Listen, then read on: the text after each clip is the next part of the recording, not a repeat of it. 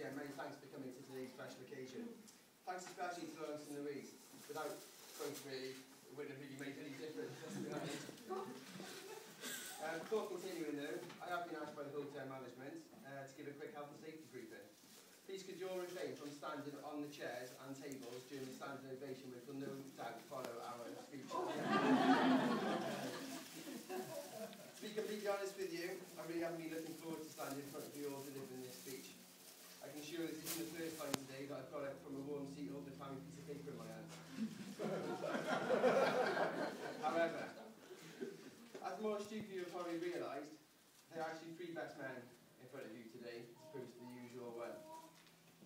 So, for those who've already had a fair few to drink, you aren't actually seeing three of me. There's two more better looking people.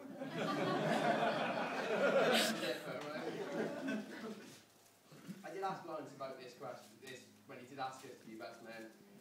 However, I came to the conclusion that he did actually want a best man, but he couldn't actually find one.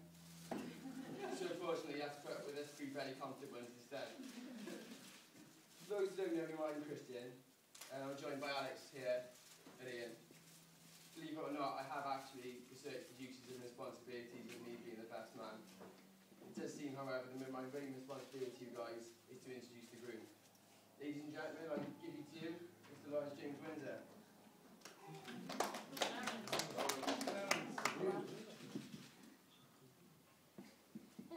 Seriously, no. I did discover that one of the main responsibilities of the best man is to get the groom to the venue on time, sober and looking his absolute best. However, I'm not too sure about the sober part. It's surprising what a bit of soap and a fan will do to you. Anyway, the next best thing is to embarrass Lawrence with the best stories I can get to you. However, as most of these stories do involve myself or these other two row characters standing next to me, I did think better of it. However, if you are interested, you can come and find me at the bar later, where you can introduce me with my better, less full name as Christian while you're drinking. You said that, you think, Thanks, Ian. Right, I first met Lawrence about 16 years ago when I moved to Cardiff. However, it wasn't until a few years later, and we became a bit older, that we grew into the great friends that we are today. Soon enough, we found ourselves making regular trips to discover what Cardiff nightlife had to offer. For all the time I've known Lawrence, I don't think I've ever seen him drink a pint of beer.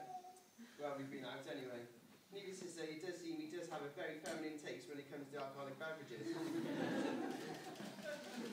Each to his own, I suppose, but personally, draw the line that when my cocktail arrives, a squirty cream, a cherry and a sparkler in it. Or even on a lad's night out when he does offer to share a bottle of rosé with you. Anyway, all of which brings me to a healthy conclusion. A drink. And because I'm feeling the need of quenching my thirst, I'd like to pass you on to best man number 2.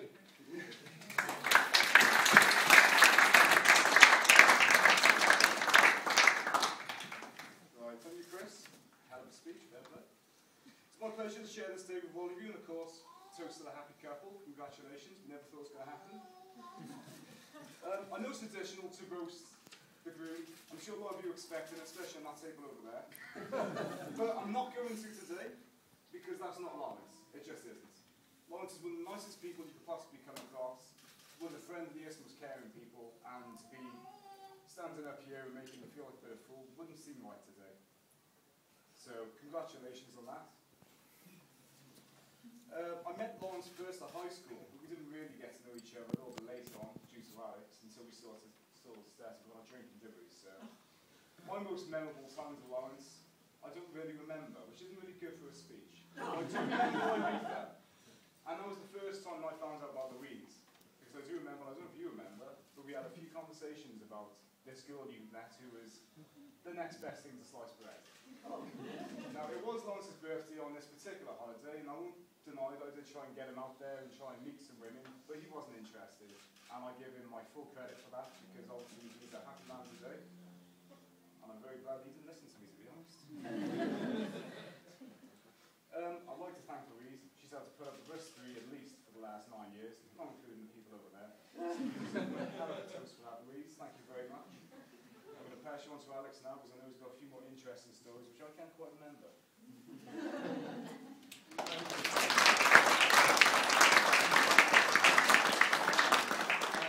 Hi, I'm Alex. As a journalist, I have to say I'm rarely a man of few words. So when I sat down to write this speech, I wasn't sure what was going to be more difficult: summarising years of friendship into a few minutes, or actually being able to stop talking once I got started. So hopefully I've got the balance about right. Now those of you who know me will know that I've got kind of a passing interest in cars. So when I first went over to Brnvds house and saw like a windowsill just covered in die-cast model cars, I thought it's obviously kind of a kindred spirit. I wasn't wrong. I mean, we were hitting motor shows before we could drive, and nothing's really changed since. So as an observer, what does Loz's car history say about him? Well, it's only one of his cars has escaped his ownership undamaged. I'm guessing he probably doesn't want me to labour on about it. But it's definitely been an interesting and brightly coloured road. Let's just say, if it's got a paint job that attracts insects, chances are it's on his must-have list somewhere. Otherwise, if there's room for a pint-sized Christmas tree on the dashboard, he's sold. Loz is kind of a hands-on guy. Having lived with him for a few years during our student days, boy do I know about it.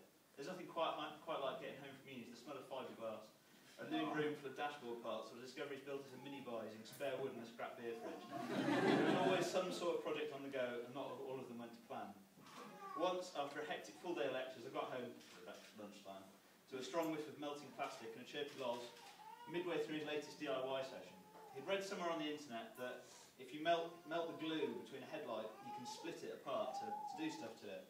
Unfortunately, he'd stuck it in the oven and he'd knocked the gas mark up a peg or two, and he melted the headlight in the process.